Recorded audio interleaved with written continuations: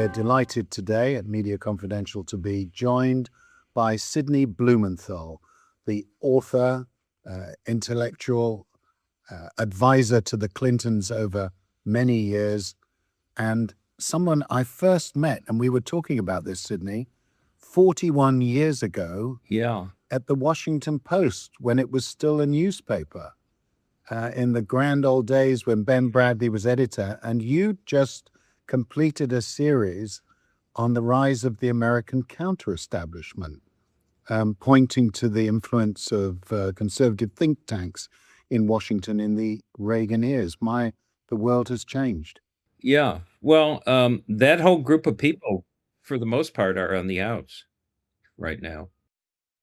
Well, we should talk about the Trump administration and the president himself. And we do have an important hook today, that we've just received news that a federal court judge has turned down the suit, the $10 billion suit filed by President Trump against the Wall Street Journal, which published the so-called lewd doodle, that is the President Trump's doodle caricature, which appeared in the birthday book for Jeffrey Epstein. How important is that case, Sidney, in all the other cases that President Trump has brought against American media? It's one in a series of cases in which Trump attempts to cow and dominate the media and to intimidate them into either doing whatever he wants or not covering certain things or being afraid of covering him in certain ways. So that's the importance of this. But he's been successful in a number of cases where the media has acceded to him and paid him money, basically bribe him. There's the case of CBS under Paramount, where for a 60 Minutes interview with Kamala Harris that was edited, as many interviews are always edited, he claimed that somehow this was a defamation of him. It was a nonsensical suit, but nonetheless, they paid him money. ABC also paid him money for a statement by George Stephanopoulos on the Sunday show that Trump was an adjudicated rapist, which is essentially true, as what a judge said in the E. Jean Carroll case, that what had happened met the common definition of rape. So,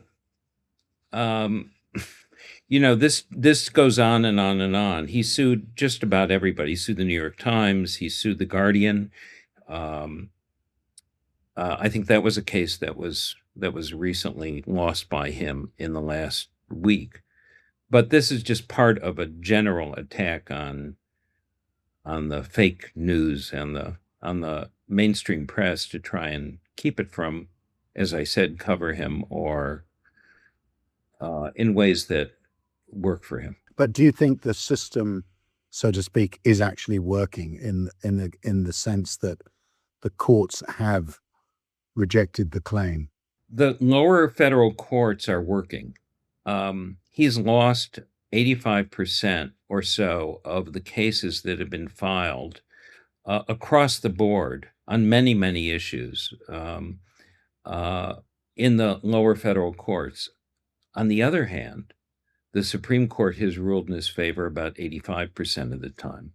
They've ruled against him in the big tariff case, and they appear that they will rule against him in the birthright citizenship case. But on many of the other cases, they're going his way, overriding the lower courts. Trump is infuriated at the judiciary and wishes to gain complete control over it. I mean, he wishes he were like Orban before yesterday. Has the Iran war changed the perception of Donald Trump as president And do you think that the media recognizes now that he's in severe difficulty?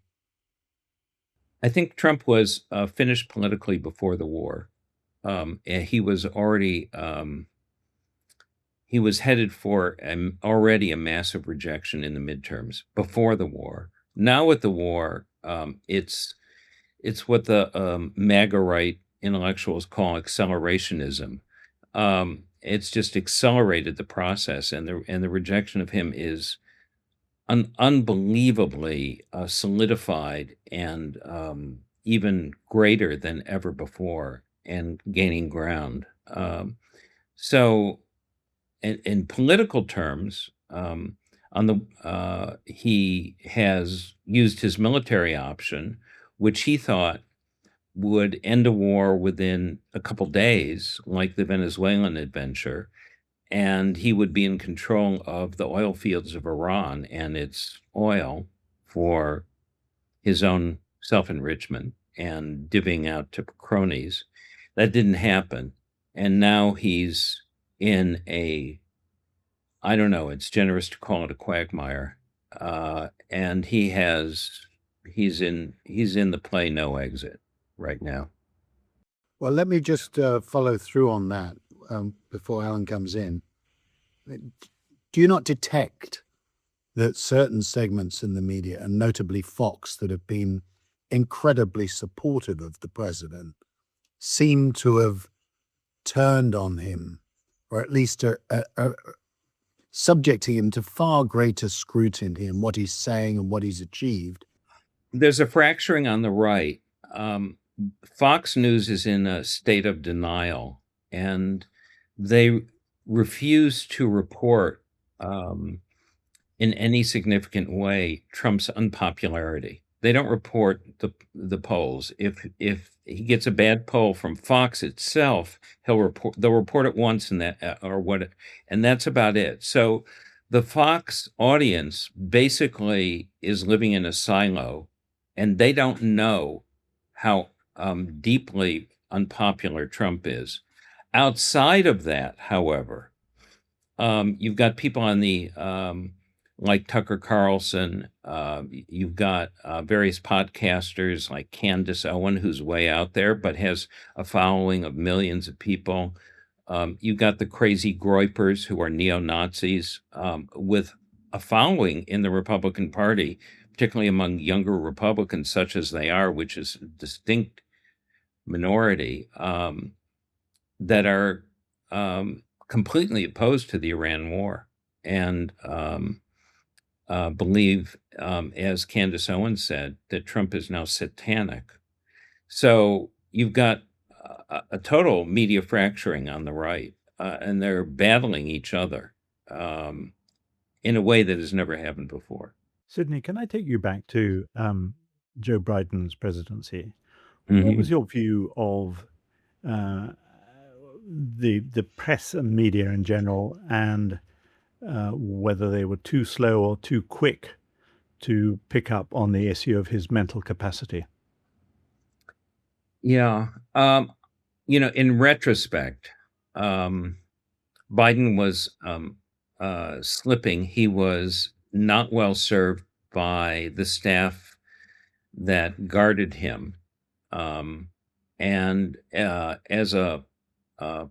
the media was onto it in a way, in a fairly consistent way, although they missed that Biden, while he had his bad moments, was mostly okay.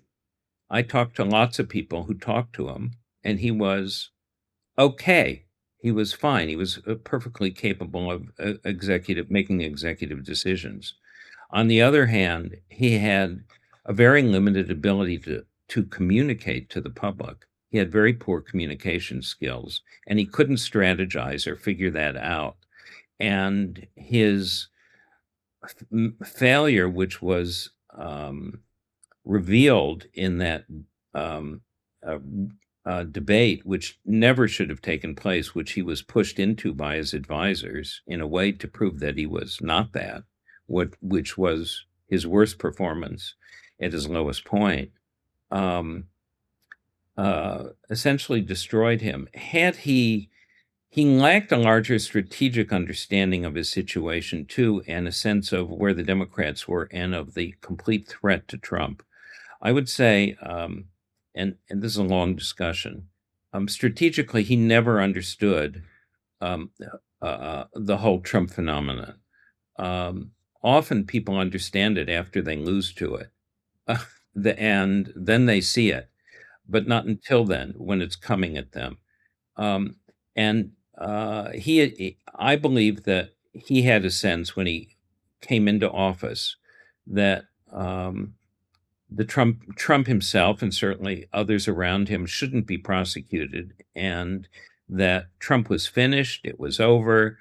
It was just him, and he couldn't arouse this again. Merrick Garland certainly treated it that way. He regarded January 6th in a way as a legal way, as a public disorder, as a riot, to prosecute rioters, as opposed to the inciter in chief. Um, and so the whole thing, that was a major reason, along with other reasons of why Trump reemerged. And Biden didn't understand that. Then he had a inability to communicate his own accomplishments, which were achieved with great difficulty. He couldn't communicate those at all. And he didn't understand, as he has said in the beginning, that he should have been a one-term president and handed it over, in which case the Democrats would have had some time to frame what he had done and also separate themselves from him personally. So none of that was possible. And Kamala Harris was in a difficult situation where she felt she couldn't separate herself from him, which I believe she could have done.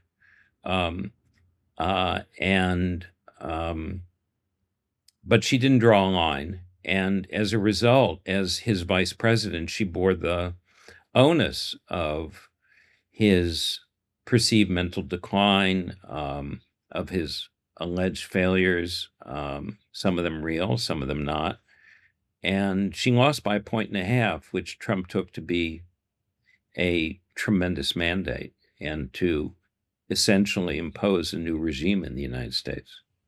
But there came a point, you're right to say it may have been a belated recognition, but it became a point where this became the dominant narrative about Biden, that he Yeah. was mentally not up to the job. At what point do you think we reach the tipping point with Trump where that will be the consensus that he is not up to the job either? I don't think it'll ever happen because he's so clearly not up to it. And it will never break through with his supporters. Whereas if you told Democrats, Biden, you pointed out his failings and he demonstrated it in that debate, Democrats were horrified. I sat watching it with a group of friends, prominent journalists, and 30 seconds in, our phones just blew up and we were all horrified. But we could respond that way. His people don't, who are his supporters. He But could I'm really can and has done anything. I'm really talking about the media and how the media should respond. Yeah, there was Because an article in the Times, an op-ed, just this week by Jonathan Rauch, who's a kind of libertarian, and Peter Wenner, who was a former Bush advisor, very conservative, but principled person, saying that all the normal categories, rational categories for dealing with Trump should not be used, and that we should look at him as a psychotic figure. So that's one way of doing it, but it has not achieved the kind of drumbeat it did under Biden. can you, for the benefit of international audience, explain? I think it would be fair to say that American journalists are taught to believe in a concept of objectivity, and that frames how they would report any president. Now, I'm wondering whether that in some way inhibits American journalists. This phrase "sane washing," that they make him seem more normal than he actually is, because they're trying their best to seem neutral, and that it would in some ways seem partisan if, as Rouse suggested, you began from the assumption that actually this guy is in some way a nut job. Yeah. So we're talking about what remains of the mainstream Yeah. media, legacy media, I suppose, because people are very different on Substack and elsewhere in social media. But I'm glad you brought up the whole question of objectivity. I think most of the American press has a mistaken definition of objectivity. My definition, the best definition I ever heard, was told to me by Harry Evans, the late sainted Harry Evans, who said, objectivity is the description of the object. It's not false. It's not on the one hand, on the other hand, it's not balance. It's how you describe the object. So if the object is Trump, then the question is, what's the object? And the problem that the Washington mainstream press corps has, in my view, is that they are so used to other administrations and ways of operation that they apply those to how Trump operates and try and judge him by that. So, for example, they think there's a policy process, and it must be somewhat similar to past administrations. There is no policy process. It doesn't exist. A good deal of the State Department has been gutted. More than a third of the National Security Council was fired. He doesn't listen to anybody. He doesn't read his daily presidential brief. He doesn't read anything. He acts on impulse. People are terrified of him on the inside. The administration's filled with sycophants. They don't bring technical expertise to bear when they're doing negotiations, for example, on nuclear energy or possible development of nuclear weapons to a negotiation with the Iranians that all past administrations did. They don't do this. None of this is normal. And the normalization is almost unthinking and sort of implicit to what is going on. And then you come to the question of what's the object and how radical it would be to truly define what this is and then cover it, and how difficult that would be. How So, would you do it? If you were editing a mainstream American newspaper in this age, what would you be telling your reporters? I would certainly assign a team to cover the development of an alternative to our constitutional democracy that he has developed. He's developing his own American kleptocracy, and he's using every instrument and incident available to him to do so. I was speaking to a person who is a multi-billionaire who knows Trump well just recently. And if I were to provide a flashlight to reporters, I would have them look even at the ballroom. And Jamie Dimon, the head of JP Morgan, wouldn't contribute because I believe he's afraid of being charged down the line with bribery. But I would raise the questions of whether and how he is pocketing money across the board.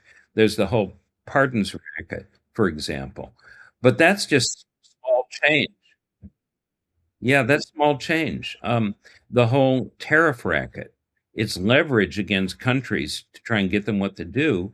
But then they've been paying in these tariffs to the Treasury. And I've learned Howard Lutnick is really in charge of it, the Commerce Secretary, and he is seeking Trump supporters and Trump people to figure out how to use that money to lever it domestically, and where you give contracts and who you build up. This is the beginning of an alternative regime. It's not a constitutional democracy, and you could look at this across the board at everything. His private crypto firm, run by his sons, with the son of Steve Witkoff, who, for all intents and purposes, is his Secretary of State and National Security Advisor, all rolled into one, negotiates everything, and is really his commercial agent, cutting deals everywhere.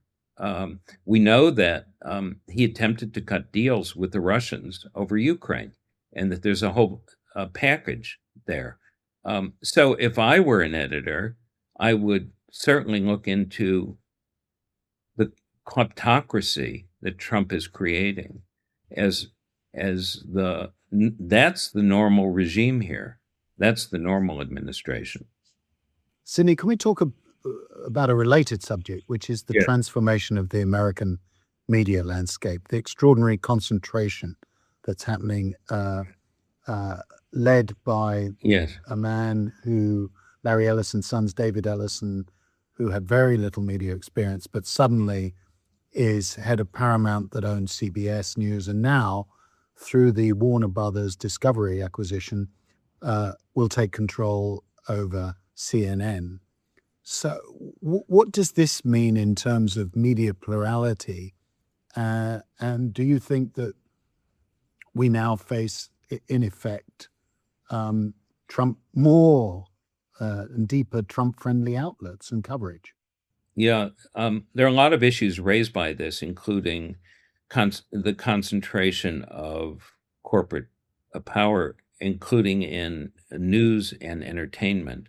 1,000 prominent people from Hollywood just issued a letter against this merger between Warner Brothers Discovery and Paramount, and referred it to the Attorney General of the state of California, who has a lot of investigation to do on the state level about this.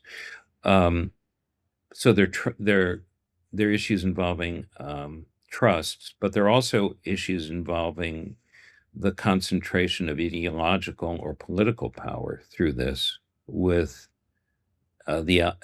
certainly David Ellison's father, who owns Oracle, one of the richest people in the world, who is a very big Trump supporter, and his son, who has become a Trump supporter, leveraging down on CNN and other media to be more receptive to Trump and less critical. That's certainly obvious that might happen. It's happening already in CBS with the installation of Barry Weiss, who runs the Free Press, which she has not relinquished, by the way, which is privately funded by investors, including people who are investors in Polymarket and big Republican donors. And this is just a direct conflict of interest and in violation of CBS's code of journalistic ethics, but nonetheless, it goes on. So this is what Trump wants with all media. This is his model, and what he would like to do to everything. But do you think there's any truth in the suggestion that you hear from the Ellison camp or others that this is an overdue corrective to a liberally biased media which has existed, if you like, since the Vietnam War? That is the talking point that the Republicans have had since Nixon. And it was Nixon who first developed this whole business about the news media, and they've been trying ever since to counter this. The Fox News was created on this idea through the inspiration of Roger Ailes, who was a Republican political strategist, and with Rupert Murdoch's backing. And they have plenty of media.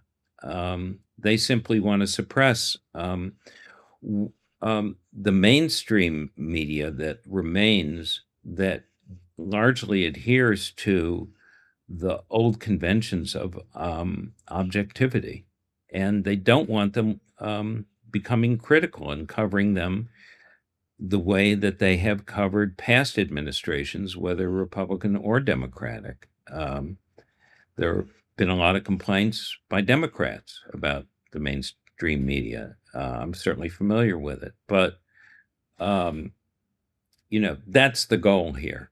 The goal is not balance. That is the excuse and the alibi for doing this. Sidney, I'm fascinated to know what your media consumption habits are. I think I'm hearing you saying that maybe the old conventions of journalism are not adequate to describe the current extraordinary circumstances. And I think you said that on Substack you find a different kind of discourse going on. How do you balance your own personal media consumption? Well, now? I read a lot of the mainstream media. I read the Times. I read the Wall Street Journal. I read what's left of the Post, which is, alas, kind of a rump of a newspaper now, and deeply demoralized. I have a lot of friends who were recently at the Post and have left. I was like Lionel, I was at the Washington Post, and it's not what it was. But I read a number of Substacks. I look at Heather Richardson, who's a friend, who's got a huge following of more than 1 million people. Have you joined Rupert Murdoch in reading my Substack? I need to read your Substack, Lionel. You really don't, Lionel. This is Sydney. This is But a little. I'm glad this provided the opportunity to promote This is it. I read Paul Krugman every day, and I read a number of others. I scan it. I scan Substack and pick up all kinds of stuff, and I read lots of different publications every day. Who do you think is doing a good job? I mean, who do you admire and say, in difficult times, these people are keeping the flame alive? I think there are a lot of people at the Times doing their best. There are reporters at the Washington Post who are still keeping at it. Wall Street Journal has some good reports in the mainstream media. I never watch on television. I never watch the evening news broadcasts, which I used to watch.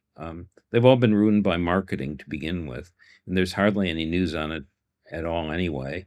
I watch MS Now, used to be MSNBC. It's kind of a wallpaper in our house, and it's like a news ticker, and you can pick stuff up, and you can pick up the Democratic conversation in part through that. Sometimes I'll look at CNN, but not that often, actually. I never watch Fox, although I have friends who do, to try and get the other point of view. I look at conservative publications and scan them, a whole bunch of them, just to see what's going on with them. So I have a pretty diverse media consumption habit that probably takes too much of my time. And I read The Guardian, by the way, and the London Times and the Telegraph, which I think is a combination. It has some very good work, and it's largely terrible. Just an oppo sheet for, I don't even know if for reform at this point. I'll pass that on to Matthias Döpfner at Axel Springer, Sydney. I think that is a big problem coming from a lot of people like Matthias, which is that they're not prepared for what's to come. And they made they're operating on the idea that they've entered the 1,000-year Reich, and this is going to be permanent, and America made a turn, and it's not going back, and Trump had a mandate, and the American public has changed. All this is about to be shockingly repudiated within months, and Trump will fight it every way he can. He will discredit himself doing so. I believe the House and I believe the Senate will turn, and we're going to be in a much different world. I think a lot of the Republicans who have been submissive and gone along, been sycophantic, allowed this all to happen, will be gone from the Congress. Many of them will be in a state of shock. I think the corporate people are going to be in a state of shock. And there's going to be a lot of them are going to face serious scrutiny, and not simply from the media. And the media has also, particularly the mainstream media, always had a symbiotic relationship with congressional investigations, and they're going to start up again. And a lot of the corporate complicity that has taken place in these 2 years of the second Trump administration will be investigated by the Democrats. A lot of it's corrupt. A lot of it involves what Democrats consider bribery. And it'll be looked into. They ought to be thinking about this now, as opposed to gliding along as though there's not going to be a change. But there's about to be a real severe change here in American politics. The weather's going to change. That's a reasonably cheerful note, Sidney, on which to end, and to thank you for joining us on Media Confidential. Yeah, thank you, Alan, Lionel. This interview was from the latest episode of Media Confidential, a podcast brought to you by Prospect Magazine. To listen to the full episode, click on the link below. And if you want full access to Prospect Magazine, go to prospectmagazine.co.uk.